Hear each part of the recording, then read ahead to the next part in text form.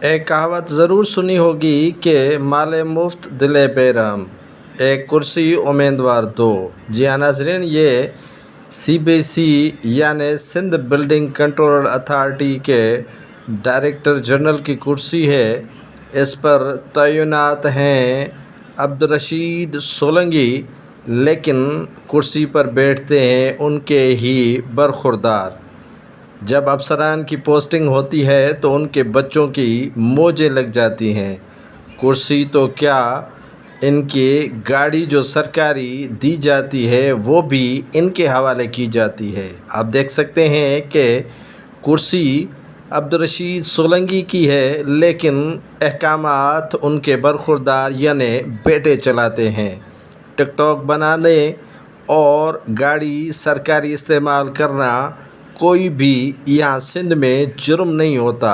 عبدالرشید سولنگی، جس کو آج ہی تعینات کیا گیا ہے سندھ بلڈنگ کنٹرول اتھارٹی کے DG، تو انہوں نے گاڑی اور آفس کی جو مین کرسی ہے اپنی، وہ اپنے ہی بیٹے کے حوالے کر دی۔ آپ ناظرین دیکھ سکتے ہیں اسکرین پر کہ کس طرح ان کا بیٹا انہی کی کرسی پر یعنی والد کی کرسی پر بیٹھ کر احکامات چلا رہے ہیں۔ مال مفت دل بے رحم اسے کہتے ہیں کہ تعینات ان کے والد ہیں، لیکن احکامات چلتے ہیں انہی کے بیٹے کے۔ سرکاری کرسی کی نہ تو عزت ہے نہ آبرو، اسی طرح بے درگی کے ساتھ گاڑیاں اور ان کی کرسیاں ان کے بچے استعمال کرتے ہیں تو انہیں جھجک پیدا نہیں ہوتی۔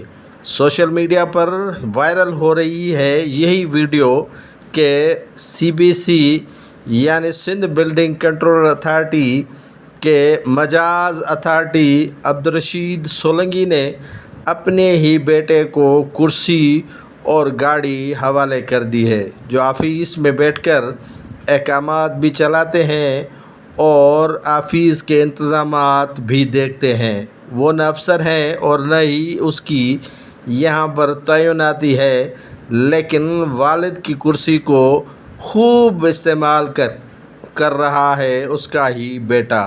سندھ بلڈنگ کنٹرول اتھارٹی کو تماشا بنا کے رکھا ہے نئے آنے والے DG Sindh building control authority Abdul Rashid Solangi نے۔